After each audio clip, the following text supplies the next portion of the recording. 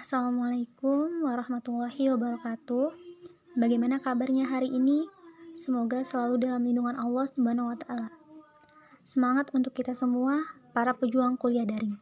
Pada mata kuliah Analisa Laporan Keuangan bersama saya, Raseli, dari Program Studi Pendidikan Akuntansi semester 5 Universitas PGRI Palembang. Pada kesempatan kali ini, kita akan membahas bagaimana sih cara menganalisa laporan keuangan.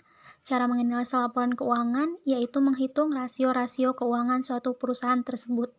Nah, pada pertemuan kali ini kita akan membahas apa sih itu rasio, apa sih fungsi dari rasio laporan keuangan, dan apa saja jenis-jenis rasio keuangan. Tujuan pembelajaran kita kali ini adalah yang pertama, rekan-rekan mahasiswa diharapkan mengerti apa itu definisi rasio keuangan. Yang kedua, rekan-rekan mahasiswa dapat mengerti dan memahami fungsi dari rasio keuangan. Dan yang ketiga, rekan-rekan mahasiswa dapat mengerti dan memahami jenis-jenis rasio keuangan. Setelah pertemuan kali ini, diharapkan rekan-rekan mahasiswa mampu memahami 3 poin tujuan pembelajaran tersebut. Oke, masuk ke materi yang pertama, yaitu pengertian dari rasio keuangan. Jadi, rasio keuangan adalah suatu metode analisa keuangan yang digunakan sebagai indikator penilaian perkembangan perusahaan dengan mengambil data dari laporan keuangan selama periode akuntansi. Jadi, rasio keuangan merupakan salah satu metode analisa keuangan ya. Selanjutnya adalah fungsi dari rasio keuangan. Jadi, fungsi dari rasio keuangan yang pertama adalah mengetahui optimalisasi perusahaan. Yang kedua, melihat efektivitas manajemen operasional. Yang ketiga, melihat optimalitas penggunaan aktiva. Yang keempat, melihat tingkat kesehatan keuangan perusahaan. Dan yang terakhir, acuan untuk menganalisa kemampuan perusahaan untuk berkembang. Jadi, itulah fungsi dari rasio laporan keuangan. Selanjutnya adalah jenis-jenis rasio. Yang pertama adalah profitability ratio, yang kedua liquidity ratio, yang ketiga solvency ratio, dan yang keempat activity ratio.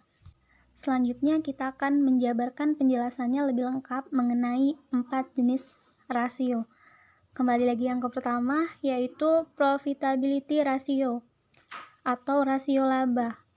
Merupakan suatu metode untuk menganalisa perusahaan seberapa besar kapasitas perusahaan menghasilkan laba dari aktivitas bisnisnya. Yang kedua, liquidity ratio atau rasio hutang jangka pendek, yaitu teknik perhitungan untuk menganalisa kapasitas perusahaan untuk melunasi hutang jangka pendeknya. Dan yang ketiga, solvency ratio atau rasio hutang, metode untuk menganalisa kemampuan perusahaan untuk melunasi hutang jangka panjang dan jangka pendek. Dan yang terakhir adalah activity ratio atau rasio aktivitas untuk menganalisa kemampuan perusahaan untuk mengoptimalkan aktiva yang dimilikinya guna menghasilkan laba. Mungkin itu saja materi kita pada hari ini. Saya akan menyimpulkan hasil dari materi kita.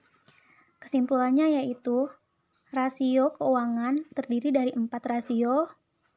Yang pertama adalah rasio profitability ratio, kedua liquidity ratio, ketiga solvency ratio, dan yang terakhir activity ratio.